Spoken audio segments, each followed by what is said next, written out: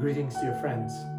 We're living in unusual times, times in which new vocabulary words that enter into our space, words like unprecedented, pandemic.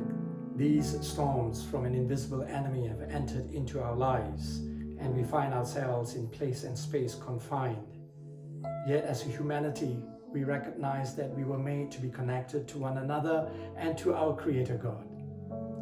I'm mindful that the book of the Apostles speak in the Gospels of the time when the disciples had to cross the Sea of Galilee.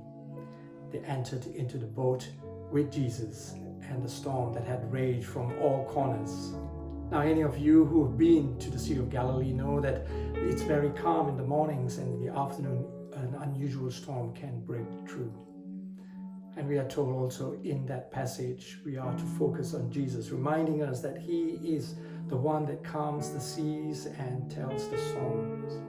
He is sovereign over all, yet in the midst of all that, whilst we have God's word to enter into it, to bring and give ourselves hope, there are those in Asia, from Indonesia to Philippines, from Nepal to the places in our own countries where migrant workers or minority tribes don't have the opportunity to hear God speak to them directly into their heart language. They live in darkness.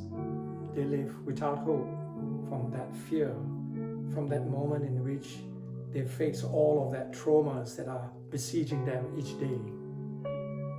And I call on you as men and women of God to make available, to press into the legacy that God's called us to be good stewards, not just of our material wealth, but to take some of that material and temporal wealth for the eternity, to build a legacy in eternity, to make known those who are still in darkness so that they may hear God speak to them at this moment in time, to overcome their fears and their traumas, to give them hope.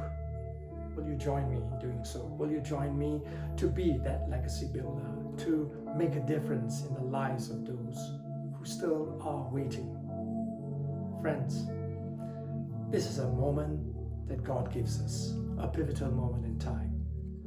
The book of Matthew tells us that heaven and earth will come to pass, but God's word, that will endure forever. But it depends on us, for us to step in the gap, to make a difference, so that those heroes, those Bible translators who have given all of their lives, to be able for them to finish the task. We may give much, but for them, they are giving all.